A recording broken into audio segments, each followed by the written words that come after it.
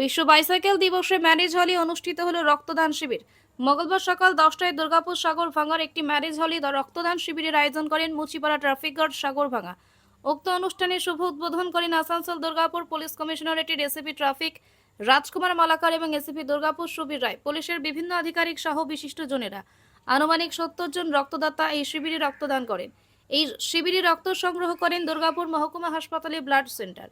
এই অনুষ্ঠানে ACP traffic বলেন, গ্রীষ্মকালীন পরিস্থিতিতে পুলিশের এই রক্তদান শিবিরে এলাকার সমস্ত শ্রেণীর মানুষ এগিয়ে এসেছে। সবাইকে অসংখ্য ধন্যবাদ। দেখুন, মুচিপাড়া ট্রাফিক গার্ডের উদ্যোগে আজকে এই রক্তদান শিবির। আমরা আশা করছি এখানে প্রায় 70 জন মানুষ, বিভিন্ন পেশার মানুষ আছেন, তারা রক্তদান করবেন। তো সবে আমাদের শিবির শুরু হয়েছে, এখন শিবির চলবে। দেখা যাক, আমরা আশাবাদী অন্তত 70 জন এখানে রক্তদান করবেন। আমাদের এই প্রোগ্রামটা অর্গানাইজ করার জন্য অনেক অনেক ধন্যবাদ।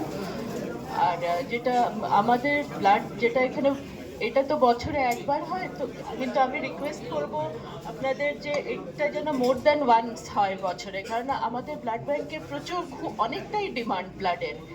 আর যেই পরিমাণে ডিমান্ড, ততটা আমরা ব্লাড ক্যাম্প থেকে আমরা পাওয়া যায় না। দেখা গেছে অনলি 1% অফ দ্য পপুলেশন শুধু ব্লাড ডোনেট করছে। আমাদের রোজ ক্যাম্প হয়, কিন্তু তাও সবসময় ওটা আমরা ততটা ডিমান্ড আমরা মিট করতে পারছি না, যতটা সাপ্লাই আমরা দিতে পারছি না, কেননা only 1% of the population blood donate করছে। আর অনেকে হয়তো জানেন না যে ব্লাড ডোনেশন করার, যারা ব্লাড ডোনেট করছে তাদেরও অনেক হেলথ বেনিফিটস হয়। যারা এটা 18 বছর বয়স থেকে ব্লাড ডোনেট করা যায় আপ টু 60 ইয়ার্স। অভিনন্দন জানাই, উনি আমাকে আমন্ত্রণ জানিয়েছে গতকাল আমার অফিসে গিয়ে। তো দুর্গাপুরে এই মুচিপাড়া ট্রাফিক গার্ডের পরিচালনায় আজকে যে রক্তদান শিবির, এই শিবিরে যারা উপস্থিত হয়েছেন তাদের মধ্যে অন্যতম আছে আমার বন্ধু রাজকুমার বাবু, এসিপি ট্রাফিক। এখানে আছেন আমার খুব পুরনো আয়ুব বাবু আছেন, এখানে করবী ম্যাডাম আছেন, বিভিন্ন ট্রাফিক গার্ডের ওসিরা আছে, দুর্গাপুরের ট্রাফিক গার্ডের সন্দীপ আছে, এখানে অনুপ আছে, কাকসা ট্রাফিক গার্ডের। তথাপি এখানে সমস্ত ট্রাফিকের অফিসাররা আছেন, ফোর্স আছে, সিভিক ভলেন্টিয়ার আছে, সাধারণ মানুষ আছে। আমি যেখানেই রক্তদান শিবিরের আমন্ত্রণ পাই আমি চেষ্টা করি সেখানে উপস্থিত থাকার।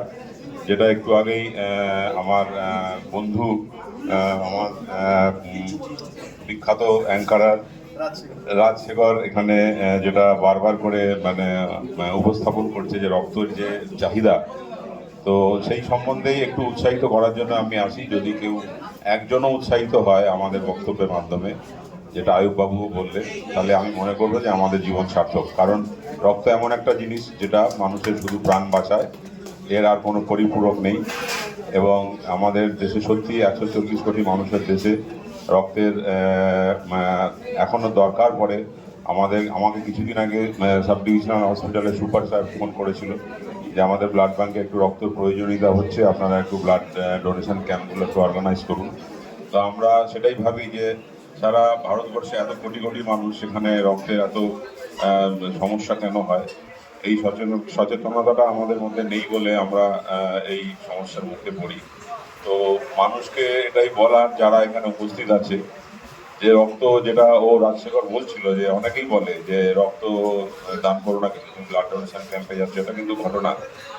তো আমি জানি যে রক্ত দান করলে রক্ত শরীর থেকে যায় বটে কয়েকদিনের জন্য, কিন্তু এতে উপকারিতা অনেক বেশি আছে, অপকারিতার থেকে উপকারিতা অনেক বেশি আছে।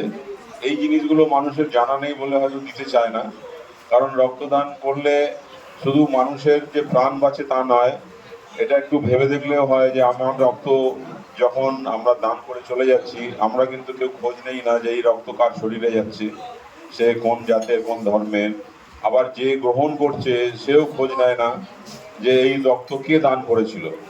এটা একটা অদ্ভুত মেলবন্ধন, আপনি যদি ভাবেন অবচেতন মনে, তো এর থেকে ভালো কাজ কিছু হয় না।